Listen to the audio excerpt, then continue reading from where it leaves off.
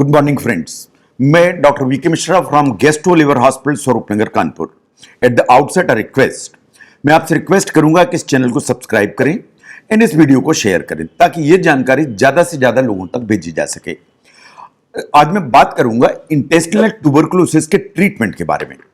जहां तक ट्यूबरकुलोसिस का सवाल है, जो मेडिकल ट्रीटमेंट है इज वेरी इफेक्टिव। जो मेडिकल ट्रीटमेंट है उससे जो रिस्पॉन्स है इज वेरी सिग्निफिकेंट। नाउ जहां तक डायग्नोसिस है, अगर एक बार हुई और आपने ट्रीटमेंट प्रॉपर चालू किया एंड टाइम से चालू किया, देन 90% चांसेस आर कि जो अननेसेसरी सर्जिकल इंटरवेंशन है या ऑपरेशन की जरूरत है वो नहीं पड़ेगी। आज की तारीख में जो एटीटी है या टीबी का जो ट्रीटमेंट है या टीबी की जो मेडिसिन हैं वो इतनी इफेक्टिव हैं कि जो सर्जरी का रिक्वायरमेंट है या ऑपरेशन का रिक्वायरमेंट है is only reserve for those जहां ये एब्सोल्युटली नेसेसरी है। इसका मतलब ये है कि ऑलमोस्ट 85 to 90% पेशेंट्स हैं जिनमें किसी भी प्रकार के ऑपरेशन की जरूरत नहीं पड़ती है, सिर्फ दवाई से काम चल जाता है। बट कुछ ऐसी सिचुएशंस हैं जिनमें ऑपरेशन की जरूरत पड़ती ही पड़ती है। वो कौन सी सिचुएशंस हैं जिनमें ऑपरेशन की जरूरत पड़ती है? नंबर 1, अगर टीबी के चलते आंत में रुकावट है और टीबी की दवाई के बावजूद भी वो रुकावट खुल नहीं रही है, अगर टीबी के चलते आंत में कहीं छेद हो गया है या परफोरेशन हो गया है, या टीबी के चलते इंटेस्टाइन में फिस्टुला फॉर्मेशन हो गया है, इसका मतलब यह है कि आंत एक दूसरे से जुड़ गई है और यहां से वहां पैसेज बन गया है। तो अगर ऑब्स्ट्रक्शन है जो खत्म नहीं हो रहा है, आंत में कहीं छेद हो गया है या परफोरेशन है या फिस्टुला फॉर्मेशन हो गया है, ये 3 अवस्थाएं ऐसी हैं जिनमें कुछ नहीं चाहने के बावजूद भी टीबी की दवा की जरूरत भी पड़ेगी, लेकिन ऑपरेशन का भी रिक्वायरमेंट आएगा। बट जहां तक स्ट्रक्चर का सवाल है, साइंस ऐसा मानती है कि अब जो स्ट्रक्चर्स हैं उनको अगर टीबी की दवाई हम प्रॉपर दें तो बहुत सारे जो स्ट्रक्चर्स ऑलमोस्ट 90% उनके ओपन होने की संभावना होती है and structures over a period of time resolve हो जाते हैं। नाउ जहां तक एंडोस्कोपिक स्ट्रक्चर्स का सवाल है, यह बात बिल्कुल सही है कि अगर इंटेस्टाइन में स्ट्रक्चर है, सिर्फ फॉर एग्जांपल सकरापन है बड़ी आंत में, तो हम एंडोस्कोपी के द्वारा बैलून पास करके उसको चौड़ा कर सकते हैं।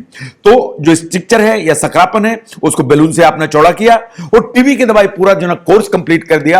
अगर आप ये 2 काम कर देते हैं तो जो सर्जिकल नीड है वो समाप्त हो जाती है। तो अगर आप ध्यान से देखें कि जहां तक आंत की टीबी का सवाल है उसमें 90% पेशेंट सिर्फ दवा से ठीक हो जाते हैं। ऑलमोस्ट 10% पेशेंट्स ऐसे होते हैं जिन्हें रिक्वायरमेंट आता है ऑपरेशन का। बट कभी कभी ये जो एरियाज हैं जहां आंत सिकुड़ी हुई है वो बैलून डायलेटेशन के द्वारा भी उनको ठीक किया जा सकता है। तो जो एंडोस्कोपिक थेरेपीज हैं वो भी आपको हेल्प करने की ताकत रखती हैं। नो, टीबी की क्या दवाइयां इस्तेमाल होती हैं टीबी के इलाज में? देखिए, जहां तक टीबी का इलाज का सवाल है, जो प्रोटोकॉल है वो बिल्कुल स्टैंडर्ड है। Protocol standard in the sense कि जो इनिशियल 2 मंथ्स हैं, जो शुरुआती 2 महीने हैं, इसमें वास्तव में आपको 4 ड्रग दी जाती हैं। आपको रिफाम्पिसिन दिया जाता है, आपको आइसोनियाजिड दिया जाती है, आपको इथाम्बुटाल दी जाती है और आपको एक दवा दी जाती है जिसे कहते हैं पायरेजिनामाइड। ये जो दवाइयां हैं वास्तव में आपके वेट पर डिपेंडेंट हैं कि इनकी क्या मात्रा आपको दी जाएगी। तो आपके वेट के अकॉर्डिंगली आपकी जो डोज है वो डिसाइड की जाएगी और ये 4 दवाइयां हैं जो आपको शुरुआती 2 महीने खाने की जरूरत पड़ेगी। इसके साथ में कभी कभी हम कुछ क्विनोलोन भी इस्तेमाल करते हैं, जैसे लेवोफ्लॉक्सिसिन या मॉक्सिफ्लॉक्सिसिन।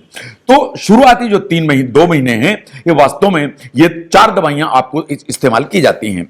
नाउ उसके बाद का जो टाइम है that is approximately 7 to 10 months time, उसमें आपको रिफाम्पिसिन यूज किया जाता है, आपको आइसोनियाजिड यूज की जाती है, कभी कभी इथाम्बुटाल इसमें ऐड की जाती है।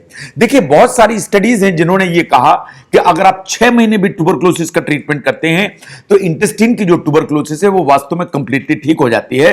But most of the studies in literature ये मानता है कि इंटेस्टाइन की टीबी को ठीक करने के लिए आपको टोटल टीबी की दवा 1 साल खानी चाहिए। दैट मीन्स 12 मंथ्स का जो टाइम है is suppose to be the optimal time so that जो इंटेस्टाइन की जो टीबी है वो पूरी तरह से खत्म हो जाए। नाउ अगर अनफॉर्चुनेटली ऑपरेशन की जरूरत पड़ती है तो किस तरह के ऑपरेशन की जरूरत पड़ती है? देखिए, जो ऑपरेशन किए जाते हैं वो 3 तरह के होते हैं। आज हम इनके बारे में बात करेंगे। जो पहला ऑपरेशन है वास्तव में इज नोन एज बाईपास। ये बाईपास किया जाता है जैसे इंटेस्टाइन का कोई सेगमेंट ऐसा है जो नैरो हो गया है, उसमें टीबी जैसा असर है, तो वास्तव में इस तरफ का जो एरिया है इंटेस्टाइन का वो दूसरे एरिया से जोड़ दिया जाता है। जैसे अगर आइलियम आपकी ठीक है, ट्रांसवर्स कोलन आपकी ठीक है और बीच में टीबी की बीमारी है, तो आइलियम से ट्रांसवर्स को जोड़ दिया जाता है, इसे कहते हैं आइलियो ट्रांसवर्स एनास्टोमोसिस। ऐसे ही अगर स्मॉल इंटेस्टाइन में कहीं इस तरह की प्रॉब्लम है तो बहुत सारी इंट्रो इंट्रास्टोमी भी की जाती हैं। ये जो इस तरह का जो ऑपरेशन है ये पहले किया जाता था, अब बहुत कम किया जाता है, क्योंकि इस ऑपरेशन की एक प्रॉब्लम है। जब आप बाईपास बनाते हैं तो आप ब्लाइंड लूप सिंड्रोम क्रिएट करते हैं। जब आप बाईपास बनाते हैं तो आप फिस्टुला फॉर्मेशन का रिस्क ज्यादा पैदा करते हैं। जब आप बाईपास बनाते हैं तो इट इज क्वाइट पॉसिबल कि जो रिमेनिंग सेगमेंट आपने छोड़ा हुआ है इसमें जो डिजीज है वो दोबारा रिकर कर जाए। तो इसलिए ये जो सर्जरी है नाउ ए डेज बहुत कम की जाती है, but previously this was the surgery जो सबसे ज्यादा की जाती थी। जो सेकंड टाइप की सर्जरी की जाती है that is known as radical resection, in the sense से फॉर एग्जांपल आपका जो आइलियोसिकल एरिया है इसमें ट्यूबरकुलोसिस है, उसके चलते आपको स्ट्रक्चर है, उसके चलते आपकी जो इंटेस्टाइन है वो नैरो हो गई है और सिकुड़ गई है ऐसे, तो आपका जो इंटेस्टाइन है उसका पूरा का पूरा दाईं तरफ का एरिया दैट मींस राइट हेमिकोलेक्टमी आपकी कर दी जाती है। इसका मतलब यह है कि इंटेस्टाइन का वो पोर्शन निकाल दिया जाता है जिसमें वो स्ट्रक्चर था और आसपास का भी थोड़ा सा एरिया। नो प्रॉब्लम यह है कि ये जो इस तरह के जो ऑपरेशन है ये एक्सटेंसिव सर्जरी की कैटेगरी में आते हैं। ये जो ऑपरेशन है ये म्यूटिलेटिंग सर्जरी की कैटेगरी में आते हैं। एंड ये बात सही है कि जब इन ऑपरेशन की जरूरत पड़ती है तो जो पेशेंट्स की जनरल कंडीशन होती है वो हमेशा नॉर्मल से नीचे होती है या पुअर होती है, इसलिए जो सर्जिकल जो आउटकम है वो कभी कभी वेवी होता है, थोड़ा सा डिफिकल्ट होता है। इसलिए इस तरह की जो म्यूटिलेटिंग सर्जरीज हैं ये करनी तो पड़ती हैं, लेकिन बाय एंड लार्ज इन्हें भी अब कम करने की कोशिश की जाती है। जो थर्ड जो ऑप्शन है इज द कंजर्वेटिव सर्जरी, जैसे स्ट्रक्चरोप्लास्टी। अगर मान लीजिए इंटेस्टाइन में कोई एरिया ऐसा है जो सिकुड़ गया है, साइंस ऐसा मानती है कि अगर ये जो एरिया है 50% से कम सिकुड़ा हुआ है, सॉरी 50% से ज्यादा सिकुड़ा हुआ है, तो आप वास्तव में उस स्ट्रक्चर को रिपेयर कर देते हैं। उस स्ट्रक्चर को या सिकुड़े हुए एरिया को आप जो रिपेयर करते हैं इसे कहते हैं स्ट्रक्चरोप्लास्टी। तो अगर आपका जो ल्यूमेन है वो 50% से ज्यादा नैरो है तो आप स्ट्रक्चर को वास्तव में रिपेयर करा लेते हैं एंड आप काटते पीटते नहीं हैं, तो जो म्यूटिलिटी है या ज्यादा जो काटा पीटी है वो नहीं होती है। चूंकि ये कंजर्वेटिव सर्जरी है तो इससे जो रिकवरी है इज यूजुअली बेटर। तो आज की तारीख में अगर हम देखें तो अगर इंटेस्टाइन में कोई प्रॉब्लम है जिसके चलते ट्यूबरकुलोसिस के चलते जो इंटेस्टाइन है वो सिकुड़ गई है, इन 50% से ल्यूमेन ज्यादा नैरो हो गया है, तो स्ट्रक्चर का जो एक रिपेयर है इस वास्तव में preferred mode of treatment. But जैसा मैंने कहा कि कुछ प्रॉब्लम्स ऐसी हैं जो इमीडिएट सर्जरी मांगती हैं। अगर मान लीजिए इंटेस्टाइन में परफोरेशन हो गया या इंटेस्टाइन में छेद हो गया तो इमरजेंसी सर्जरी चाहिए, मतलब इसमें आप कंजर्वेटिव सर्जरी नहीं कर सकते, इसमें इमरजेंसी सर्जरी चाहिए। और इंटेस्टाइन का वो सेगमेंट जो वास्तव में फट गया है उसका और आसपास के एरिया को निकालने की जरूरत है और नया एक जोड़ बनाने की जरूरत पड़ती है, which is known as primary anastomosis. तो अगर इंटेस्टाइन में परफोरेशन है तो ऑपरेशन आपको जल्दी कराना पड़ेगा और वो सेगमेंट निकालने के अलावा प्राइमरी एनास्टोमोसिस की जाएगी। नो अगर हम ध्यान से देखें तो जो इंटेस्टाइन की ट्यूबरकुलोसिस है ये चार ही वेराइटीज में हमारे सामने आती है। Number 1 is the tuberculous lymphadenopathy जो 99% सिर्फ दवाइयों से ठीक होती है। कभी कभार ऐसा होता है कि इसमें सर्जरी की जरूरत पड़ती है बट 99% नहीं। जो गैस्ट्रोइंटेस्टाइनल ट्यूबरकुलोसिस है जो वास्तव में इंटेस्टाइन में होती है ये 90% सिर्फ दवाइयों से ठीक होती है, बट कभी कभी इसमें सर्जरी की जरूरत पड़ती है। अगर आंत सिकुड़ गई तो, अगर परफोरेशन हो गया तो, या कोई फिस्टुला फॉर्मेशन हो गया तो, ये 3 सिचुएशंस हैं जिसमें ऑपरेशन की जरूरत पड़ेगी। Now the third one is the peritoneal tuberculosis, जिसमें कभी कभी पेट में ज्यादा मात्रा का पानी भर जाता है।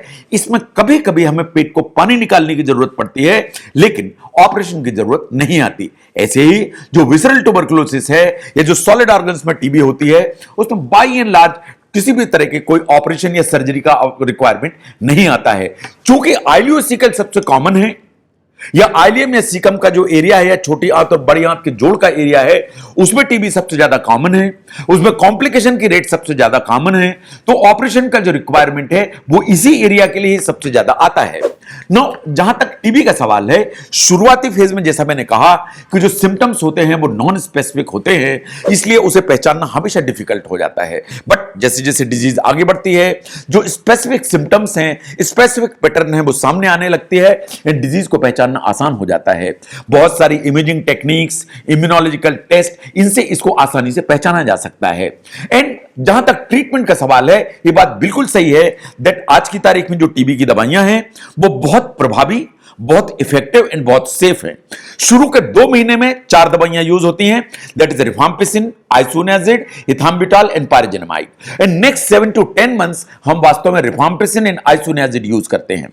जो हद तक ऑपरेशन का सवाल है, 90% पेशेंट्स में ऑपरेशन का रिक्वायरमेंट नहीं आता है। सिर्फ 10% पेशेंट्स ऐसे हैं जिनमें ऑपरेशन की जरूरत पड़ती है। ये कौन से पेशेंट्स हैं? अगर कोई इंटेस्टाइन में रुकावट है जो ठीक नहीं हो रही है, अगर इंटेस्टाइन में परफोरेशन हो गया है या छेद हो गया है, या कोई फिस्टुला फॉर्मेशन हो गया है, ये 3 ऐसी स्थितियां हैं जिनमें ऑपरेशन की जरूरत पड़ेगी।